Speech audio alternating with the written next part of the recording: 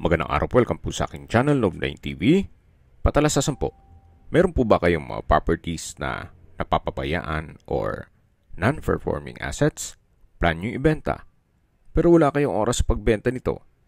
Kung ito'y pagkakatiwala nyo po sa amin, tawag lang po kayo sa aking numero, usap po tayo, gawin ko po ng video for free. Yes, libre po, wala po kayong babayaran. Tutulungan pa namin kayong mabenta ang inyong property. Kami na po bala sa marketing, sa boosting or paid ads. Even sa tripping, hindi na po kayo mapapagod sa pag-entertain ng mga buyers. Kami na po bala sa lahat. Tawag lang po kayo. Nandito po tayo ngayon sa Bailen, Cavite or General Emilio Aguinaldo, kung saan meron po tayong bagong video presentation, isang rest house na may swimming pool. May lot area po ito na 1,000 square meters, then ang floor area po is 639 square meters. Ito po ititulado, buhay po ang may-ari, kaya wala po kayong magiging problema sa documentation or sa transfer ng title. Nakabakod na po buong property at ito po ay along Provincial Highway. May access na rin po dito ng tubig, kuryente at internet provider. Sa signal naman po ng cellphone, good naman po. Ito pong bahay ay si owner mismo ang nagdisenyo. Samahan niyo po ako, pasok po tayo. Ito po yung dining area kung saan napakalaki po ng espasyo. Meron pong ceiling fan, then naka-tile flooring, at dito po sa dulo ay yung kitchen. Dito naman po ay may island. Meron pong storage ng kitchen utensils at drawers. Then dito po ay meron pong wall-mounted cabinet. Meron pong range hood, then gas range and oven, quartz kitchen countertop at meron din pong mga drawers. Dito naman po sa dulo ay meron pong malaking kitchen window, then meron pong double stainless sink with faucet at mga wall-mounted cabinet. Ito naman po yung access door papunta dito service area. Meron po ditong from floor to ceiling built-in wooden cabinet. Meron din pong ceiling fan. At yung laundry area ay dito po nila pinesto. Mula po dito may access naman papunta sa covered car garage. Dito po sa garahe ay kakasya ang 3 sasakyan. At dito naman po yung main gate. Paglabas nyo po ng gate ay highway na mismo. Balik po tayo para check natin ibang parte ng bahay. Mula po dito sa service area, ito po ulit yung kitchen. Then, yan naman po yung living room or salas. Naka-ceiling cove design, may ceiling fan. So, napakalaki naman po ng espasyo. At ito naman po, meron pong powder room. Ito pong powder room ay malaki din ang espasyo. Maayos naman ang toilet fixtures. May vanity mirror, bathroom countertop, then naka-tile bathroom wall. Ito naman po yung entrada kung saan solid wood po itong pintuan. At mula po dito, yan po, balik ulit tayo dito sa living room or salas. Then mula po dito may hallway. At check natin itong first bedroom. Itong first bedroom ay naka-solid wood door. Malaki naman ang espasyo. Maayos ang pintura ng ceiling at walls. Meron pong ceiling fan. Meron pong malaking sliding window glass. At may curtains. Meron pong study table. At ito naman po yung toilet and bath. Ito pong toilet and bath ay maayos naman ang toilet fixtures. Meron pong bathroom window, bathroom sink. Then, meron pong shower enclosure. Naka-tile bathroom wall na rin po siya. Ilan po sa mga gamit ay kasama po yan. Kaya kung sakaling mabili nyo to ay meron na rin pong mga gamit ito. Dito naman po ay meron pong office.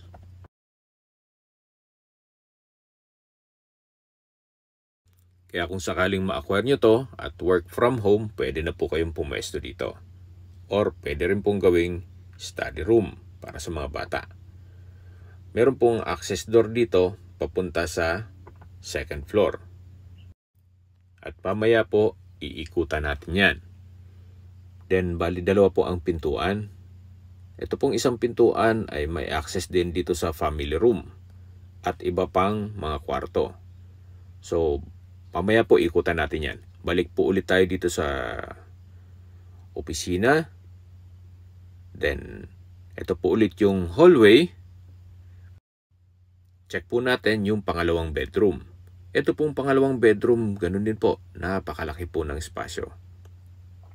May ceiling fan, okay naman ang pintura ng ceiling at wall, naka-tile flooring. At meron din po itong sariling toilet and bath. Meron pong shower enclosure. May overhead shower. May malaking vanity mirror. Then meron pong bathroom countertop at drawers. Meron pong jacuzzi. At naka-tile bathroom wall na rin po siya. Meron din pong bathroom window. Yan po, balik po ulit tayo dito sa master's bedroom kung saan meron din pong walk-in closet.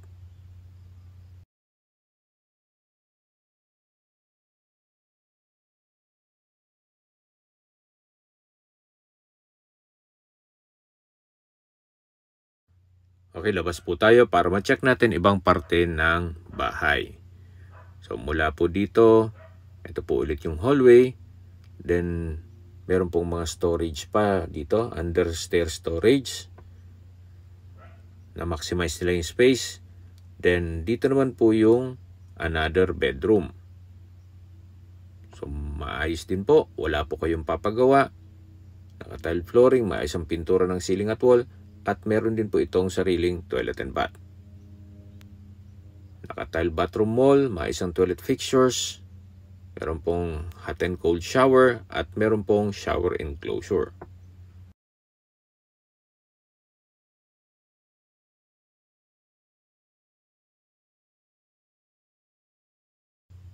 Yan po, tunghayan nyo po ulit. Napaganda po. Labas po tayo para check natin ang family room. So, malaki naman po ang espasyo. So, ito pong mga gamit, may ilan pong mga kasama dyan.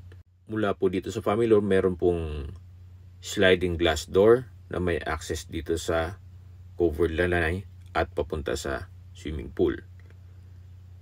Mula po dito sa family room, meron pong another room. Kaya kung big family po kayo, pasok nito sa inyong requirement. Ito po yung last bedroom dito sa ground floor kung saan malaki naman ang spasyo. Maayos naman ang pintura ng ceiling at wall at meron din po itong sariling toilet and bath. Maayos naman ang toilet fixtures, naka-tile bathroom wall at meron din po itong shower enclosure. So far, wala po kayong ipapagawa dito sa bahay na to. Ready for occupancy po. Mula po dito sa last bedroom dito sa ground floor, ito po ulit yung family room. At katabi lang po nito ang powder room. Naka-solid wood door, meron pong malaking vanity mirror, maayos naman toilet fixtures at naka-tile bathroom wall na rin po. Ito po yung tinutukoy ko sa inyo na stairs papunta dito sa second floor or attic.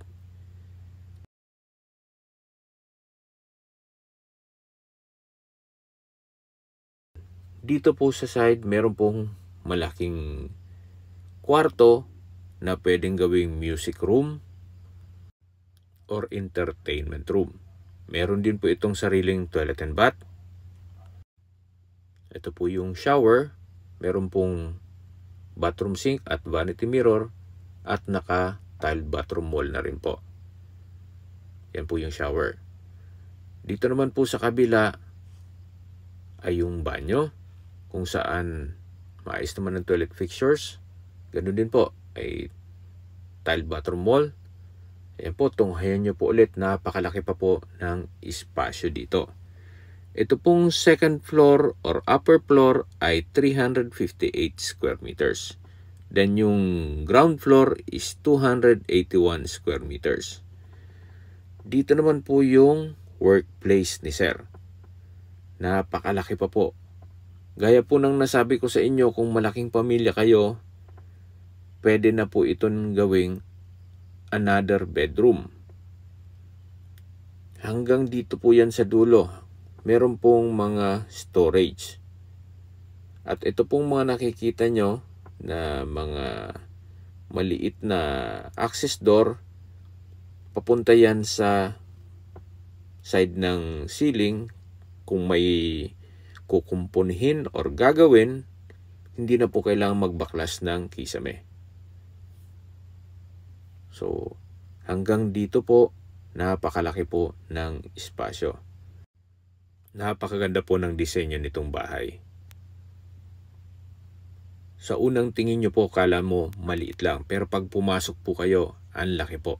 So dito po may access door papunta dito sa terrace o balkonahe, kung saan sa ilalim po nito yung covered car garage.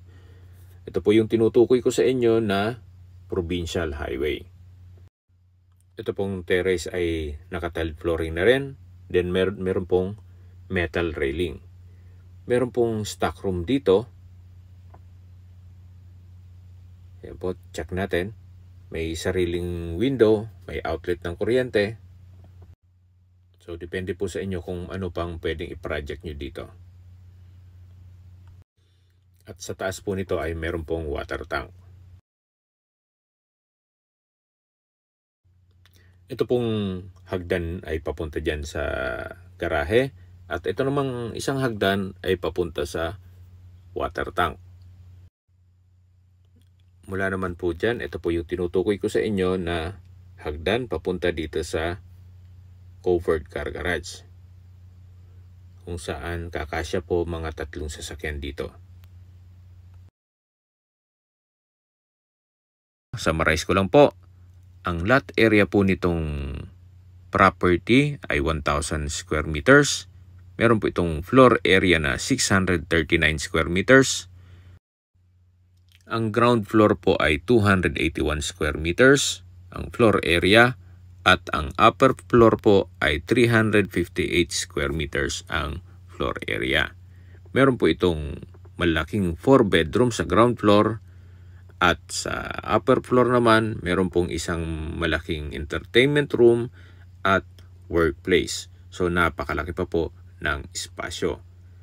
Meron din po itong CCTV. Then, may water tank, may sariling source of water na tubig ulan with filtration, at meron din pong maid's quarter kung saan mamaya iikutan po natin. Sa distance, location at travel time portion na po tayo. Mula po sa bayan mismo ng Bailen, papunta dito sa property, ang distance is 5.9 kilometers, then ang travel time is 17 minutes. Kung saan kompleto na rin po doon gaya ng public market, groceries, convenience store, remittance center, banks, at iba pang business establishments. Mula naman po sa bayan ng Alfonso, Cavite, ang distance is 1.9 kilometers, then ang travel time is 9 minutes. Then kung manggagaling naman po sa Arco ng Alfonso or Welcome Alfonso sa Tagaytay na Subo Highway, ang distance is 13.3 kilometers, then ang travel time is 25 minutes. At kung manggagaling naman po sa Mendez Crossing, ang distance is 17.5 kilometers, then ang travel time is 34 minutes. At kung manggagaling naman po sa Tagaytay Rotonda, ang distance is 22.6 kilometers, then ang travel time is 42 minutes.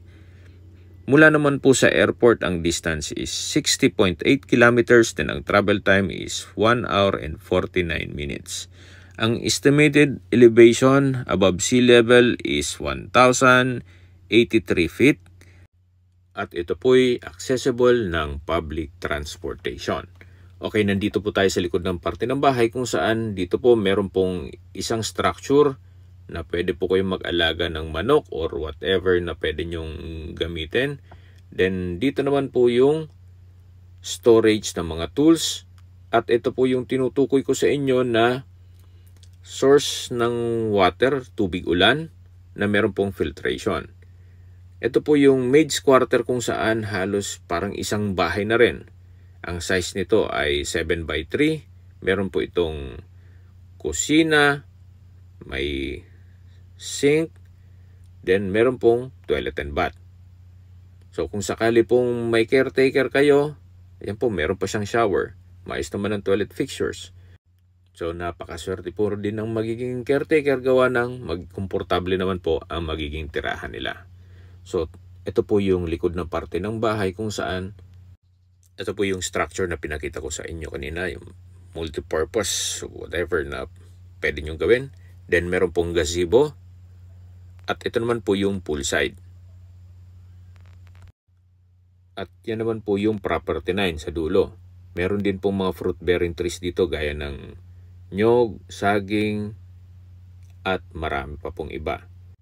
Dito naman po kung dog lover po kayo, ay playground po ito ng mga aso ni Mama at Sir. So yan po yung perimeter fence at meron din pong mga ornamental plants dito. Okay, sa presyo na po tayo. Binebenta po ito ni owner sa halagang 22 million pesos.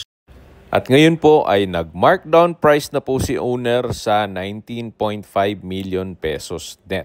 Ibig pong sabihin, si buyer na po ang sasagot sa lahat ng taxes at expenses with regard to documentation.